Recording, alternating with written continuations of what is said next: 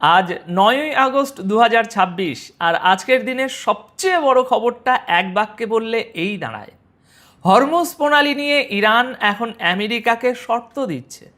শুধু শর্ত নয়, রীতিমতো হুকুমের ভঙ্গিতে বলছে আগে ব্যবহার বদলাও, ভদ্রভাবে কথা বলো, তারপর হরমুজ খোলার আলোচনা হবে।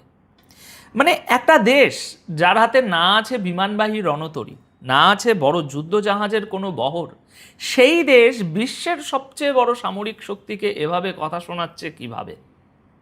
এর পেছনে কি নিছক সাহস, নাকি ইরানের হাতে সত্যি নতুন কিছু এসেছে? আমি অনুপ বিশ্বাস, আপনি দেখছেন এটাই রিয়ালিটি। আজকের আলোচনায় থাকছে হরমুজ নিয়ে ইরানের নতুন শর্ত ও ক্ষতিপূরণের দাবি, মক্কা প্রতিরক্ষা চুক্তির পর পাকিস্তানের এমন এক বক্তব্য যা ইসরায়েলি সংবাদ মাধ্যমকে নাড়িয়ে দিয়েছে, ইয়েমেনে নতুন করে ছড়িয়ে পড়া সংঘাত, আর রাশিয়া ইউক্রেন যুদ্ধ থেকে আসা এমন একটা দৃশ্য যা যুদ্ধের ভিডিওতেও খুব কম দেখা যায়। তাহলে চলুন শুরু করা যাক হরমুজ দিয়েই। ইরানি সেনাবাহিনীর মুখপাত্র ব্রিগেডিয়ার জেনারেল মোহাম্মদ আক্রমেনিয়া পরিষ্কার জানিয়ে দিয়েছেন, হরমুজ প্রণালীতে জাহাজ চলাচলের জন্য ইরান যে নতুন ব্যবস্থা চালু করেছে সেটি আর ফিরিয়ে নেওয়া হবে না, অর্থাৎ সোজাসুজি প্রত্যাখ্যান। তিনি এর সঙ্গে একটা হুঁশিয়ারিও জুড়ে দিয়েছেন। তার বক্তব্য অনুযায়ী বর্তমান পরিস্থিতি মেনে নেওয়া ছাড়া আমেরিকার সামনে আর কোনো রাস্তা খোলা নেই, না মানলে আগের চেয়ে অনেক বেশি মূল্য দিতে হবে। আক্রমেনিয়া আরও বলেছেন, নতুন নিয়মকানুন পুরোপুরি কার্যকর না হওয়া পর্যন্ত ইরানি বাহিনী নিজেদের অবস্থানে অটল থাকবে, আর এর জন্য আগে থেকেই সব প্রস্তুতি নিয়ে রাখা হয়েছে। তাদের দাবি, আমেরিকার আকাশ প্রতিরক্ষার একাধিক স্তর থাকা সত্ত্বেও ইরান তার ক্ষেপণাস্ত্র ও ড্রোন অভিযান চালিয়ে গেছে এবং ইরানি সেনারা এখনও শেষ নিঃশ্বাস পর্যন্ত দেশ রক্ষার জন্য প্রস্তুত। দর্শক বন্ধুরা, খেয়াল করুন, এই কথাগুলোর ভিতরে একটা বার্তা লুকিয়ে আছে। ইরান বলছে শর্ত না মানলে যুদ্ধের জন্যও তারা এখনও পুরোপুরি তৈরি। আসুন এবার একটু বুঝে নেওয়া যাক, হরমুজে ইরানের এই নতুন ব্যবস্থাটা আসলে কি। সহজ ভাষায়, ইরানের অনুমোদন ছাড়া এখন ওই পথে কোনো জাহাজ এদিক থেকে ওদিকে যাবে না, আবার ওদিক থেকে এদিকেও আসবে না। একদিকের চলাচল হবে ইরানের দিকে ঘেঁষা পথ দিয়ে, আর একদিকের চলাচল ওমানের দিক দিয়ে। কিন্তু আসল কথাটা হলো, ওমানের দিকের পথ হলেও সমন্বয়ের কাজটা ইরানই করবে, অর্থাৎ নিয়ন্ত্রণের চাবিটা থাকছে তেহরানের হাতেই। আর এখানেই আমেরিকার আপত্তি। মার্কিন বক্তব্য অনুযায়ী গোটা হরমুজ প্রণালী ইরানের দখলে নয়, তাই এইভাবে পথ ঠিক করে দেওয়ার অধিকারও ইরানের নেই। আমেরিকার তরফ থেকে জেডি ভ্যান্স বলেছেন তারা কোনো ফি দেবেন না, ইরান নাকি তাদের প্রতিশ্রুতি দিয়েছে। এখন প্রশ্ন হচ্ছে, এই দাবি আর তেহরানের বক্তব্য তো একেবারে উল্টো দিকে যাচ্ছে, তাহলে সত্যি কোনটা? এই জায়গাতেই ইরানের পররাষ্ট্রমন্ত্রীর বক্তব্য গুরুত্বপূর্ণ হয়ে ওঠে। গতকাল 8ই আগস্ট রাতে ইরানের পররাষ্ট্রমন্ত্রী আব্বাস আরাকাচি জানিয়েছেন, হরমুজে জাহাজ চলাচল নিয়ে ইরান আর ওমানের মধ্যে নতুন আইনি পদ্ধতি এবং নতুন সমুদ্রপথ নিয়ে আলোচনা চলছে এবং একটা সমঝোতা এখন কাছাকাছি দেখা যাচ্ছে। কিন্তু তিনি সঙ্গে সঙ্গে এটাও পরিষ্কার করে দিয়েছেন যে হরমুজ খোলা মানে শুধু একটা সমুদ্রপথ ঠিক করে ফেলা নয়। তার বক্তব্য অনুযায়ী আমেরিকাকে ইরানের বাকি শর্তগুলোও মানতে হবে, আর তার মধ্যে রয়েছে একটা সমঝোতা সড়ক লঙ্ঘনের ক্ষতিপূরণ, যে সমঝোতাকে ইরান ইসলামাবাদ চুক্তির সঙ্গে যুক্ত করে দেখছে। আরাকাচি আরও বলেছেন, আগের যে অস্থায়ী সমুদ্রপথ ছিল সেটা ইরানের কাছে আর গ্রহণযোগ্য নয়, তাই জাহাজ চলাচলের জন্য নতুন পথ ঠিক করতেই হবে। তবে নতুন পথ নিয়ে বহু আইনি ও কারিগরি বিষয় এখনও ঠিক হয়নি, আর সেই কারণেই নতুন পথ চূড়ান্ত না হওয়া পর্যন্ত একটা অস্থায়ী সমুদ্রপথ নিয়েও আলোচনা চলছে ওই দুই দেশের মধ্যে। তাহলে বাস্তবে ব্যাপারটা কি দাঁড়াচ্ছে দর্শক বন্ধুরা? মাঝখান দিয়ে যাওয়ার যে স্বাভাবিক পথ ছিল সেখান দিয়ে ইরান জাহাজ যেতে দিচ্ছে না, বলছে আমাদের দিক দিয়ে যাও আর আমাদের দিক দিয়েই বেরো, আর তার জন্য মাসুল দাও। এটা দুনিয়ার কাছে গ্রহণযোগ্য নয়, আমেরিকার কাছে তো নয়ই। তার মানে আমেরিকা যদি সত্যি হরমুজ খোলাতে চায়, এখন ইরান বুঝিয়ে দিয়েছে শুধু চাপ দিয়ে সেটা হবে না, আগে শর্ত মানতে হবে, ক্ষতিপূরণ দিতে হবে, তারপর নূতন সমুদ্রপথ নিয়ে সমঝোতা হবে। আর এখানেই বোঝা যায় হরমুজ এখন আর নিছক একটা সমুদ্রপথ নেই। ইরান আমেরিকার এই সংঘাতে এটা চাপ তৈরির সবচেয়ে বড় হাতিয়ার হয়ে উঠেছে। বলা যায় আত্মসম্মানের লড়াইয়ের অস্ত্রও হয়ে গেছে। কিন্তু এখানেই বিষয়টা শেষ হচ্ছে না। শর্তের তালিকা শুধু পররাষ্ট্রমন্ত্রীর কথাতেই থেমে থাকেনি। গতকাল 8ই আগস্ট গভীর রাতে ইরানের সুপ্রিম ন্যাশনাল সিকিউরিটি কাউন্সিলের সেক্রেটারি মোহাম্মদ বাকির জুলকিদার যা বলেছেন সেটা আরও কড়া।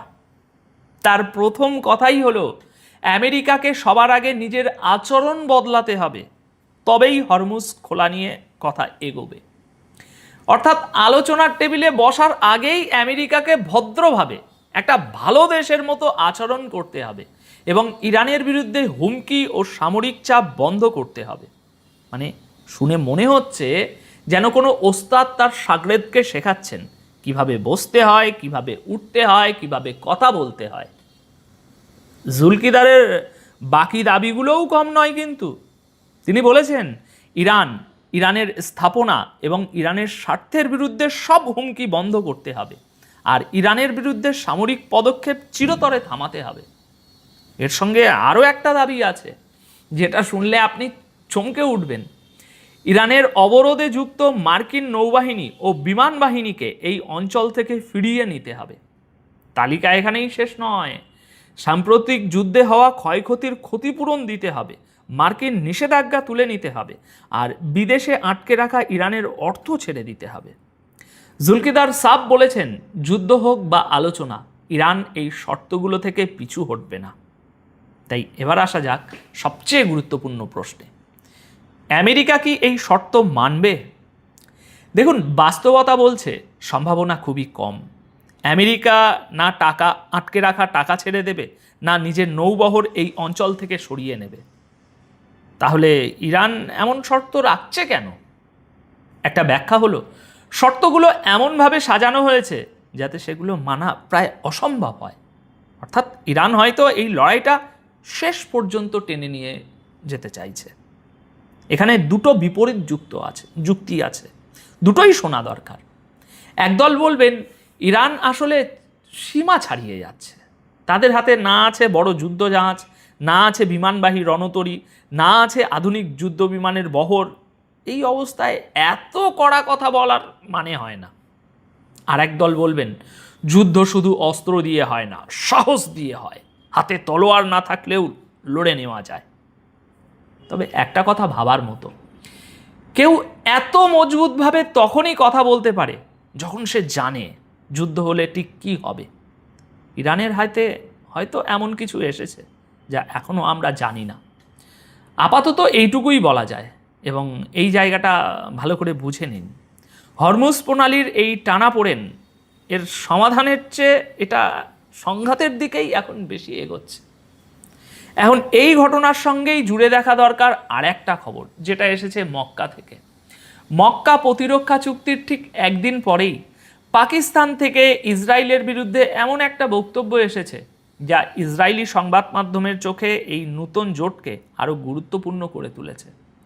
পাকিস্তানের প্রধানমন্ত্রী খোয়াজা আসিফ বলেছেন, ইসরায়েল গোটা মুসলিম বিশ্বের জন্য বিপদ, আর সব মুসলিম দেশের উচিত তার বিরুদ্ধে একজোট হয়ে একটা সামরিক মোর্চা তৈরি করা। তিনি ইসরায়েলকে একটা বেআইনি রাষ্ট্র বলে বর্ণনা করেছেন এবং বলেছেন এই দেশ এই অঞ্চলের যে কোনো দেশের জন্যই সরাসরি বিপদ হয়ে উঠতে পারে। ইসরায়েলি সংবাদ মাধ্যম দ্য টাইমস অফ ইসরায়েল তাদের প্রতিবেদনে বিশেষভাবে এই বক্তব্যটাকে তুলে ধরেছে। ইসরায়েল এই কথায় গুরুত্ব দিচ্ছে কেন ভাই?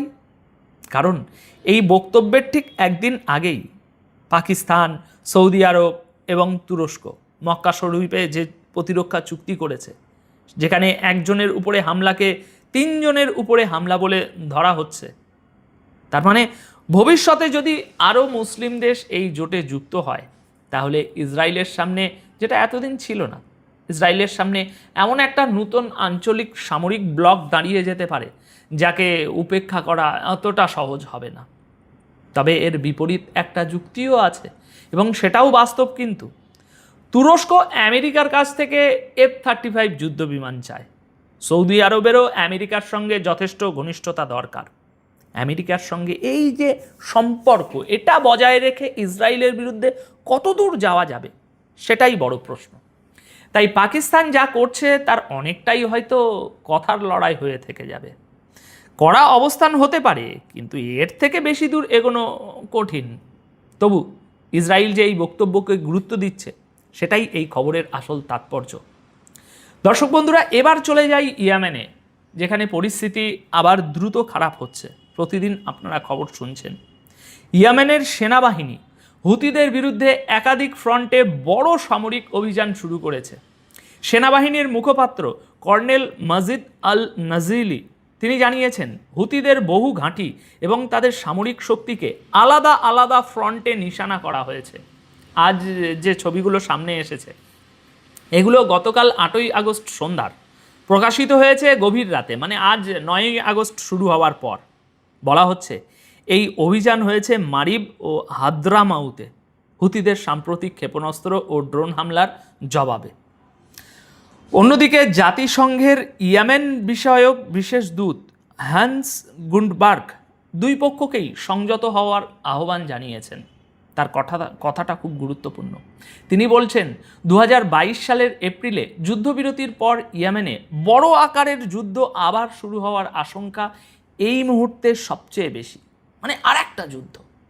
অর্থাৎ ইয়েমেনে হুতি ও সরকারি বাহিনীর সংঘাত এখন একাধিক ফ্রন্টে ছড়িয়ে পড়েছে, আর পরিস্থিতি ধীরে ধীরে আবার একটা বড় যুদ্ধের দিকেই এগোচ্ছে বলে মনে হচ্ছে। এবার একেবারে অন্যরকম একটা দৃশ্যের কথা বলি, যেটা মধ্যপ্রাচ্য থেকে নয়, এসেছে রাশিয়া ইউক্রেন যুদ্ধ থেকে। গতকালকের খবর, আকাশে ঝলমল করতে থাকা আলোর রেখা দেখে মনে হবে বাজি পোড়ানো হচ্ছে কিংবা কোনো রকেট ছোড়া হয়েছে, বাজি রকেট। কিন্তু আসলে তা নয়, এগুলো রুশ সেনাদের অটোমেটিক রাইফেল থেকে ছোড়া গুলি। সামনে থেকে ইউক্রেনের একটা ড্রোন, আত্মঘাতী ড্রোন, রুশ সেনাদের দিকে এগিয়ে আসছিল, আর সেটাকে আটকাতে তারা একসঙ্গে মানে অনাব্রত ঝাঁচার করে গুলি চালাতে শুরু করে। ভিডিওতে দেখা যাচ্ছে একের পর এক গুলি আকাশের দিকে যাচ্ছে, আর কিছুক্ষণ পরেই ড্রোনটা বাতাসেই বিস্ফোরণ হয়ে ধ্বংস হয়ে যায়। সবচেয়ে অবাক করা ব্যাপার কি জানেন? এই ছোট্ট একটা ড্রোন নামাতে মাটি থেকে টানা রাইফেলের গুলি চালাতে হয়েছে এবং শেষ পর্যন্ত সেনারা সেটা নামিয়েওছেন। এই ধরনের দৃশ্য যুদ্ধে ঘটে ঠিকই, কিন্তু আমাদের চোখের সামনে আসে না, কারণ ওই মুহূর্তে সেনাদের সেই জীবন বাঁচানোটাই প্রথম কাজ হয়ে থাকে, ক্যামেরা চালানো নয়। আর সেই কারণেই আজ 9ই আগস্টের সবচেয়ে আলোচিত ছবিগুলোর মধ্যে এই ভিডিওটিও জায়গা করে নিতে চলেছে। তাহলে দর্শক বন্ধুরা, আজকের দিনটা মিলিয়ে কি দাঁড়াচ্ছে? প্রথমত, হরমুজ প্রণালী নিয়ে ইরান পিছু হাঁটার বদলে শর্তের তালিকা আরও লম্বা করছে, আর সেই শর্তগুলো আমেরিকার পক্ষে মেনে নেওয়া কার্যত অসম্ভব। তারপর আপনার মক্কা চুক্তির পর পাকিস্তানের বক্তব্যে ইসরায়েলের অস্বস্তি বেড়েছে, যদিও এই জোট বাস্তবে কতদূর যাবে তা নিয়ে সংশয় রয়েছে। আর ইয়েমেনে সংঘাত আবার একাধিক ফ্রন্টে ছড়িয়ে পড়েছে। পরিস্থিতি এভাবে চলতে থাকলে সামনে দুটো সম্ভাবনা তৈরি হতে পারে। হয় কোনো এক পক্ষ চুপচাপ কিছুটা নরম হবে এবং একটা অস্থায়ী সমঝোতা হবে, নয়তো হরমুজকে ঘিরেই সংঘাত নূতন করে বড় আকার নেবে। এখন সব কিছু নির্ভর করছে একটা জায়গার উপর, আমেরিকা এই শর্তগুলোকে আলোচনার শুরু হিসাবে দেখে নাকি সরাসরি চ্যালেঞ্জ হিসাবে। তবে এখনই নিশ্চিতভাবে কিছু বলা কঠিন। আগামী কয়েকটা দিন খুব ভালো করে নজর রাখতে হবে পুরো মধ্যপ্রাচ্যের দিকে। এবার তাই আপনাদের কাছে আমার প্রশ্ন, হরমুজ নিয়ে ইরানের এই কড়া শর্তগুলো কি আসলে দর কষাকষির চাল, নাকি এগুলো একটা বড় যুদ্ধের প্রস্তুতির ইঙ্গিত? আপনার কি মনে হয়? নিচে কমেন্ট করে জানাতে ভুলবেন না। সময় নিয়ে পুরো ভিডিওটি দেখার জন্য আপনাদের সকলকে অসংখ্য ধন্যবাদ। ভালো থাকবেন, সুস্থ থাকবেন। আসসালামু আলাইকুম, আশা করি সবাই ভালো আছেন। মক্কা জয়েন্ট ডিফেন্স এগ্রিমেন্ট নামটা মনে রাখবেন। ইরানের বিরুদ্ধে কেউ তো কিছু বলছে না, ইরানের শক্তি দেখার পর আমেরিকা ও ইসরায়েল তো দূরের কথা, যেসব মুসলিম দেশ রয়েছে তাদের অবস্থাও খারাপ হয়ে গেছে। এই ইরান যুদ্ধের সুযোগে সবাই নিজেদের স্বার্থ গুছিয়ে নিয়েছে। সবার চেয়ে এগিয়ে রয়েছে পাকিস্তান। এই হতভাগা যখন দেখল আরব দেশগুলো মার খাচ্ছে, তারা আতঙ্কিত এবং তাদের রক্ষা করার কেউ নেই, আমেরিকা ও ইসরায়েল বাঁচাতে পারছে না, তখন সে হাজির হলো, বলল, ভাই সাহেব, আমি আপনাদের বাঁচাবো। কুয়েত, সৌদি আরব, কাতার সহ বেশ কয়েকটি দেশের সঙ্গে সে কথা বলল এবং অনেকের সঙ্গে প্রতিরক্ষা চুক্তি করে ফেলল। ডিফেন্স অ্যাগ্রিমেন্ট করার সুবাদে এই দেশগুলো থেকে ভালো টাকাও কামিয়ে নিল। এখন তুরস্ক, পাকিস্তান ও সৌদি আরব একটি প্রতিরক্ষা চুক্তি স্বাক্ষর করে ফেলেছে। এর সঙ্গে সম্পর্কিত ছবিগুলো আপনারা দেখতে পাচ্ছেন। রেজেপ তাইয়েব এরদোয়ান সৌদি আরবে পৌঁছান। ওদিক থেকে পাকিস্তান তো আগেই সৌদি আরব পৌঁছেছিল। বিন সালমান, যার নামের আগে আমি আর মোহাম্মদ লাগাতে চাই না, সে বিন সালমান পাকিস্তানের শাহবাজ শরীফ এবং তুরস্কের এরদোয়ান, এই তিনজন মিটিং করেছেন এবং নিজেদের মধ্যে প্রতিরক্ষা চুক্তি স্বাক্ষর করেছেন। এর নাম দেওয়া হয়েছে মক্কা ডিফেন্স অ্যাগ্রিমেন্ট। এমন নাম রেখেছে যাতে সাধারণ মুসলমানরা বুঝতে না পারে। এর মাধ্যমে একটি শিল্ড তৈরি করা হয়েছে। পাকিস্তানে হামলা হলে এই তিন দেশ মনে করবে যে তাদের নিজেদের উপরই হামলা হয়েছে। তুরস্কের উপর হামলা হলে বাকি দেশগুলো মনে করবে যে তিনজনের উপরেই হামলা হয়েছে। অর্থাৎ তিন ভাই এখন এক হয়ে গেছে। তিনজনের একজনের উপর হামলা মানেই সবার উপরে হামলা। মক্কা ডিফেন্স অ্যাগ্রিমেন্ট নামটা এমনভাবে ব্যবহার করা হয়েছে যাতে মুসলমানরা খুশি হয়। মুসলমানদের এটা দেখানোর জন্য যে দেখো, আমরা তিন ভাই এক হয়ে গিয়েছে। কিন্তু মুসলমানরা কি তাদের কাছে এই প্রশ্নটা করবে যে তোমাদের এই ডিফেন্স অ্যাগ্রিমেন্ট কি শুধু নিজেদের স্বার্থ বা নিজেদের বাঁচানোর জন্য? ফিলিস্তিনের জন্য তো নয়। গাজার জন্য এই ডিফেন্স অ্যাগ্রিমেন্ট কোনো কাজেই আসবে না। সারা বিশ্বে মুসলমানদের উপর কি হচ্ছে, ভারতীয় মুসলমানদের উপর কি হচ্ছে, তোমাদের এই ডিফেন্স অ্যাগ্রিমেন্টে এসব নিয়ে কি কোনো কথা আছে? কিছুই নেই। সবাই আসলে ইরানকে ভয় পেয়ে নিজেদের পিঠ বাঁচাতে চাইছে। তারা মূলত ইরানের শক্তি দেখে আতঙ্কিত। আপনার যদি মনে হয় তুরস্ক ইরানের পরম বন্ধু, তবে আপনি ভুল ভাবছেন। আপনার যদি মনে হয় পাকিস্তান ইরানের বন্ধু, তবে আপনি ভুল করছেন। আর সৌদি আরব, সে তো মনে হওয়া থেকেই অনেক দূরে। যাই হোক, এই তিন দেশের মধ্যে পাকিস্তান দেখেছে নিজের আর্থিক ফায়দা। তুরস্ক ভাবছে মুসলিম বিশ্বের নামে এই অঞ্চলের সুপার পাওয়ার আমি হয়ে যায়। আর সৌদি আরব জানে যে তুরস্কের কাছে উন্নত অস্ত্র রয়েছে, তাই তিনজনে নিজেদের স্বার্থ দেখে এক হয়েছে। কেউ যেন এটা মনে না করে যে তারা এই চুক্তি আমেরিকা বা ইসরায়েলের বিরুদ্ধে করেছে। এই তিনটি মুসলিম দেশ মূলত ইরানের বিরুদ্ধেই এই চুক্তি করেছে। তবে একটা কথা মনে রাখবেন, আমেরিকা যেখানে ইরানের সামনে টিকতে পারেনি, সেখানে এরা কোন খ্যাতের মূলা? এই চুক্তি নিয়ে ইরানের কোনো কর্মকর্তা যা বলেছেন তা শুধু আমার মনের কথা নয়, আপনাদেরও মনের কথা, একদম পয়েন্ট টু পয়েন্ট কথা। ইরানি কর্মকর্তার টুইটটি এইরকম: সৌদি আরবের এটা বোঝা উচিত ও জেনে রাখা উচিত যে কোনো কাগজের টুকরোতে লিখে নিরাপত্তা পাওয়া যায় না। তুরস্ক ও পাকিস্তানের সঙ্গে ডিফেন্স অ্যাগ্রিমেন্ট করে নিলাম, ছবি তুললাম আর কাগজের চুক্তি হয়ে গেল। ডিফেন্স অ্যাগ্রিমেন্টের নামে সৌদি আরব যেমন আমেরিকার একতরফা গোলামি করছে, ভেবেছে আমেরিকা তাদের বাঁচাবে। আমেরিকার গোলামি তো করল, কিন্তু আজকের দিনে দেখা গেল সে আমেরিকাও তাদের বাঁচাতে পারেনি। তাই মনে রেখো, নিজেদের নিরাপত্তার দায়িত্ব তোমাদের নিজেদেরই নিতে হবে। কারো কাছে ভিক্ষা চাওয়ার কোনো প্রয়োজন নেই। ইরান তো আগেই বলে দিয়েছে যে এই আরব দেশগুলো অন্যের কাছে সাহায্যের জন্য ভিক্ষা চাইছে, কারণ তাদের বাবা আমেরিকা তাদের বাঁচাতে পারেনি। কথাটা তো একদম ঠিক, তাই না? আপনি ইরানের সমর্থন করুন বা না করুন, আপনি ইরানের বিরোধী হন না কেন, কিন্তু হঠাৎ করে এই চুক্তি যে হচ্ছে, ভাই তুমি আমাকে বাঁচাবে তো? হ্যাঁ, আমি তোমাকে বাঁচাবো। এসবের অর্থ কি? তোমাদের ঘরে হামলা হলে আমি মনে করব আমার ঘরে হামলা হয়েছে, আমার ঘরে হামলা হলে তোমার ঘরে। হ্যাঁ, এই তো ডিফেন্স অ্যাগ্রিমেন্ট। অবস্থা তো টাইট। এর মধ্যে বেশ কিছু খবর এসেছে যে ভারত নাকি ডিফেন্স অ্যাগ্রিমেন্ট করছে। এখন সেই খবর সত্যি হোক বা মিথ্যা, আন্তর্জাতিক স্তরে মোদির সমালোচনা শুরু হয়ে গেছে। সারা বিশ্ব থেকে পানি পড়তে শুরু করলো, কারণ ইউরোপের শীর্ষস্থানীয় দেশগুলো ইসরায়েলকে সমর্থন করছে না। এমন পরিস্থিতিতে ফাদারল্যান্ড বলে মোদি জোরে সোরে ঢুকে যাচ্ছিলেন। তাই প্রশ্ন উঠতে শুরু করে। সারা বিশ্ব মোদি সরকারের সমালোচনা করতে শুরু করে এবং বিশ্বজুড়ে মোদির আবার মান সম্মান ভালো মতোই ধুলোয় মিশে যায়। এরপর ভারতের পররাষ্ট্র মন্ত্রণালয় থেকে আনুষ্ঠানিকভাবে রিপোর্ট ও বিবৃতি দিয়ে বলা হয় যে ভাই, এটি ফেক নিউজ। সৌদি আরব, তুরস্ক, ইসরায়েল ও পাকিস্তানের মধ্যে যা কিছু চলছে তাতে এই খবর ছড়ানো হয়েছে যে আমরা ইসরায়েলের সঙ্গে আছি এবং ইসরায়েলের সঙ্গে আমাদের ডিফেন্স অ্যাগ্রিমেন্ট হয়েছে। এটি সম্পূর্ণ ফেক নিউজ। ওদিকে হুতিরা সৌদি আরব সমর্থিত ইয়েমেনি বাহিনীর পিঠ ভেঙে দিয়েছে। ইয়েমেনি বাহিনীর উপর হুতিদের নতুন করে হামলায় ইয়েমেনের 10 জন সেনা নিহত হয়েছে।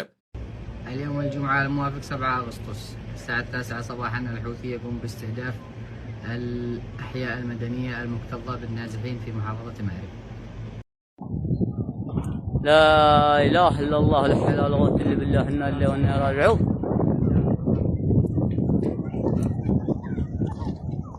অন্যদিকে সৌদি গোয়েন্দা প্রধান ইরাকে পৌঁছেছেন এবং ইরাকের হাইকমান্ডের সঙ্গে সাক্ষাৎ করেছেন। বলাই বাহুল্য, ইরাকের মাটি থেকে সৌদি আরবের উপর যে ড্রোন ও মিসাইল হামলাগুলো হচ্ছে সেই সব বিষয়ে অনুরোধ করতে ও বোঝাতে সৌদি গোয়েন্দা প্রধান ইরাকে গিয়েছিলেন। এখন আমি যেসব কথা বলছি তার হাওয়ায় বলছি না। এই দেখুন অফিসিয়াল স্টেটমেন্ট।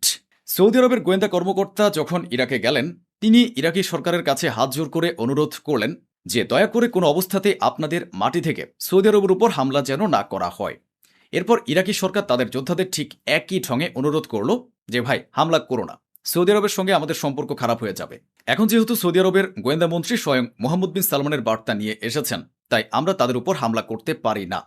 এরপরে স্ক্রিনে যে স্টেটমেন্টটি আমি দেখাচ্ছি সেটা সামনে আসে। ইরাকের যোদ্ধারা এই বিবৃতি জারি করে বলেছে যে আমাদের সরকারের অনুরোধে আমরা সৌদি আরবের উপর হামলা আপাতত স্থগিত করছি, তবে হামলা বাতিল করেনি, কারণ কেবল তারিখ পেছানো হয়েছে। ওদিকে ইয়েমেনের সেনাবাহিনী জানিয়েছে যে হুতিরা লোহিত সাগরের বাব আল মান্দেব প্রণালীতে একটি জাহাজে হামলা চালানোর চেষ্টা করেছিল, তবে তারা সেই হামলা ব্যর্থ করে দিয়েছে। এদিকে সৌদি আরব পেছন থেকে কান্নাকাটি করছে আর সামনে বীরত্ব জাহির করছে, ঠিক আমেরিকার স্টাইলে। পেছন দিক থেকে অবস্থা একেবারে কাহিল, যত শার্ট প্যান্ট আর আন্ডারওয়্যার আছে সব ভিজে গেছে, কিন্তু সামনে এসে ঠিক ট্রাম্পের মতো হিরো সাজার চেষ্টা করছে। অথচ ইরাকে গিয়ে সৌদি গোয়েন্দা প্রধান ভিক্ষে করে এসেছেন যেন সৌদির উপর হামলা না করা হয়। আর এখানে সৌদির আর্মি চিফ বলছেন যে হুতিরা যদি আমাদের উপর হামলা করে তবে আমরা বসে থাকবো না, আমরাও পাল্টা হামলা চালাবো। আচ্ছা, বিন সালমানের ভয় কতটা গভীরে? হুতিদের সঙ্গে লড়াই শুরু হওয়া মাত্রই এবং হুতিরা যখন মারা শুরু করলো তখন সে সঙ্গে সঙ্গে ডেকে পাঠালো ওরে তুরস্ক, ওরে পাকিস্তান। তারা দ্রুত এই চুক্তিটা করে ফেলল। এই চুক্তি হওয়ার পর হুতিরা সাফ জানিয়ে দিল, দোস্ত তোমরা এই যে চুক্তি করেছো, এই চুক্তির পর সৌদি যদি আমাদের উপর হামলা চালায় এবং এই চুক্তির অন্তর্ভুক্ত কোনো দেশ যদি সৌদিকে সাহায্য করে তবে তারাও আমাদের নিশানায় থাকবে এবং আমাদের শত্রু হিসেবে গণ্য হবে। এরপর বিন সালমান আবার ফরাসি প্রেসিডেন্ট ইমানুয়েল ম্যাক্রোকে ফোন করলেন। বলাই বাহুল্য, বেচারার ভেতরের অবস্থা এখন এমন যে তার পরনের ইনারগুলো পর্যন্ত ছিঁড়ে গেছে, একেবারে ডায়রিয়া হওয়ার মতো অবস্থা।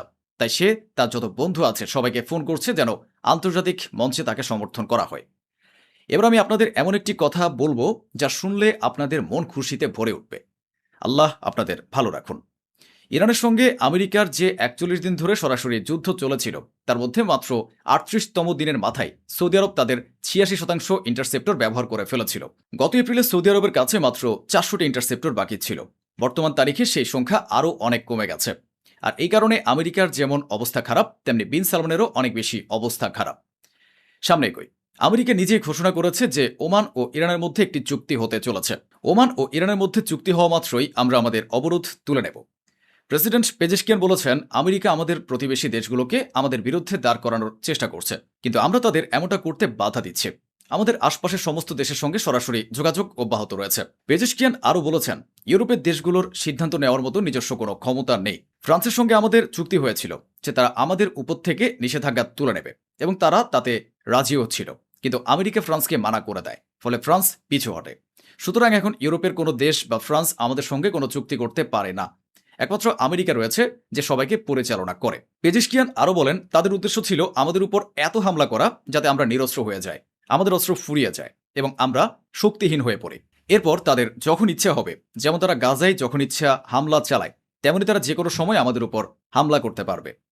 পেজেশকিয়ান যা বলছেন তার একটি কথাও যদি ভুল হয় আমাকে বলবেন, কাল থেকে রিপোর্ট বানানো বন্ধ করে দেব। এই কথাটি আপনারা নিশ্চয়ই অনুভব করতে পারেন। পেজেশকিয়ান বলেছেন, আমরা কখনোই আমাদের প্রতিবেশী দেশগুলোর উপর হামলা করতে চাইনি। পারস্য বা ইরানের ইতিহাস সাক্ষী রয়েছে যে আমরা কখনো কারো মাটিতে হামলা করিনি, কারো জমি দখল করিনি, এলাকা বাড়ানোর জন্য ইসরায়েলের মতো আমরা কারো জমি গ্রাস করিনি। কিন্তু আমাদের এই প্রতিবেশী দেশগুলো যারা ইসরায়েলের ঘনিষ্ঠ, তাদের নিজেদেরই ইসরায়েল কোনো সম্মান করে না। ইসরায়েল তো তাদের জমিও দখল করতে চায়। তাদের আসল উদ্দেশ্য হলো গ্রেটার ইসরায়েল গঠন করা। ইরান কতটা লজ্জাবোধ করছে তা আমি ব্যক্তিগতভাবে বলছি। ইরান এইভাবে লজ্জা পাচ্ছে যাতে আমাদের প্রতিবেশী মুসলিম দেশগুলোর নাম খারাপ না হয়। পেজেশকিয়ান জানেন কি বলেছেন? পেজেশকিয়ান বলেছেন যে আমেরিকা এবং ইসরায়েল মিলে মিনাব একটি স্কুলে হামলা চালিয়ে 180 জন মেয়েকে টুকরো টুকরো করে দিয়েছিল। সেই মিসাইলটি একটি মুসলিম দেশের মাটি থেকেই লঞ্চ করা হয়েছিল। পেজেশকিয়ান এখনও সেই দেশের নাম প্রকাশ করছেন না। এত জখম পাওয়ার পরও ইরানের ভেতরে এখনও লজ্জা ও শালীনতা বাকি আছে। তিনি আরও বলেন, ঠিক সেই মুসলিম দেশের ঠিক সেই জায়গাতেই আমরা হামলা চালিয়েছি যেখান থেকে আমেরিকার মিসাইলটি লঞ্চ করা ছিল, কিন্তু তবুও আমরা সেই দেশের নাম মুখে আনছি না। প্রেসিডেন্ট পেজেশকিয়ান বলেছেন, আমাদের সরকার এবং আমাদের সেনাবাহিনীর মধ্যে কোনো বিরোধ নেই। জনগণ এখন সেনাবাহিনীর সঙ্গেই রয়েছে। আমরা সবাই এক। আমাদের নেতারা আমাদের নেতৃত্ব দিচ্ছেন এবং আমাদের সেনাবাহিনী এমন অসাধারণ কাজ করেছে, এমন যুদ্ধ লড়েছে যে পুরো বিশ্ব অবাক হয়ে গেছে। ইসরায়েল যে পেজেশকিয়ানকে হত্যা করে দেবে এটা খুব একটা অসম্ভব কিছু নয়। আপনারা এই ভিডিওটি সেভ করে রাখতে পারেন। পেজেশকিয়ানকে হত্যা করা ইসরায়েলের জন্য কোনো বড় ব্যাপার নয়। সম্ভবত সেই কারণে পেজেশকিয়ান সামনে এসে বলেছেন যে শাহাদাত আমার জন্য সৌভাগ্যের বিষয়, এই শাহাদাত আমার জন্য বিজয়ের সমান হবে। আমরা বিজয়ী হয়েছি এবং মৃত্যুকে আমরা জয় করেছি, মৃত্যুর কোনো ভয় আমার নেই। পেজেশকিয়ান কি দারুণ একটি পয়েন্টের কথা বলেছেন। তিনি বলেছেন আমেরিকা ও চীন একে অপরের ভয়ঙ্কর শত্রু, কিন্তু তারা নিজেদের মধ্যে কখনো যুদ্ধ করে না। অথচ ইসরায়েল চাই আমরা মুসলিম দেশগুলো যেন সবসময় নিজেদের মধ্যে লড়াই করতে থাকি, যাতে আমরা কখনো শক্তিশালী হয়ে উঠতে না পারি। সম্মানিত সুধী, ওমান ও ইরানের মধ্যে একটি চুক্তি সম্পন্ন হয়ে গেছে। এখন শুধু ইরানের সিকিউরিটি কাউন্সিলের অনুমোদনের অপেক্ষা। সেটি পেলে চুক্তি আনুষ্ঠানিকভাবে ঘোষণা করা হবে। আলহামদুলিল্লাহ, আমেরিকা আজ এমন এক অবমাননাকর পরিস্থিতির মুখোমুখি হয়েছে যে সুন্নি, দেওবন্দি, বেরলভি নির্বিশেষে সমস্ত মুসলমান, এমনকি যেসব অমুসলিম সকল বুদ্ধিমান ও শিক্ষিত, তারা ইরানের প্রশংসা করেছেন এবং আনন্দিত। এই দেখুন আমেরিকা কেমন অপমানজনক জীবন কাটাচ্ছে, আর ইরান তার কেমন দারুণ স্বাদ চোখাচ্ছে। এগুলো সেই ধ্বংসাবশেষ। আমেরিকার যেসব ফাইটার জেট, ড্রোন এবং মিসাইলের অংশ বিশেষ ইরান শোপিসের মতো সংগ্রহ করে রেখেছে। এখন সেগুলোর ভিডিও বানিয়ে ইরান আমেরিকাকে টর্চার করছে। দেখো তোমাদের কি অবস্থা করা হয়েছে। যাকে একসময় দুনিয়া সুপার পাওয়ার বলে মনে করত, আজ আমরা আমাদের পুরনো আমলের অস্ত্র দিয়েই তাদের ভূপাতিত করেছি।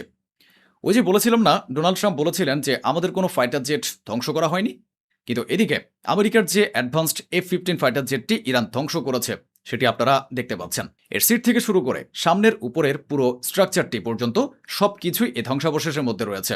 বাকি অংশ পুরো ছাই হয়ে গেছে। ইরান সেই সমস্ত প্রমাণও সবার সামনে পেশ করেছে। এবার এই তৃতীয় ছবিটা দেখুন, ইরান কতটা উন্নত। কোনায় আপনারা আমেরিকার একটি ড্রোন দেখতে পাচ্ছেন। ইরান এটিকে ধ্বংস করেনি, বরং নিজেদের প্রযুক্তি ব্যবহার করে এই ড্রোনটিকে হ্যাক করে সম্পূর্ণ অক্ষত অবস্থায় মাটিয়ে নামিয়ে এনেছিল। তো বন্ধুরা, এই ছিল আজকের আয়োজন, যা স্বচ্ছভাবে আপনাদের সামনে তুলে ধরা হলো। আশা করি আমাদের এই প্রচেষ্টা আপনাদের ভালো লেগেছে। অসংখ্য ধন্যবাদ। সুস্থ থাকুন, ভালো থাকুন।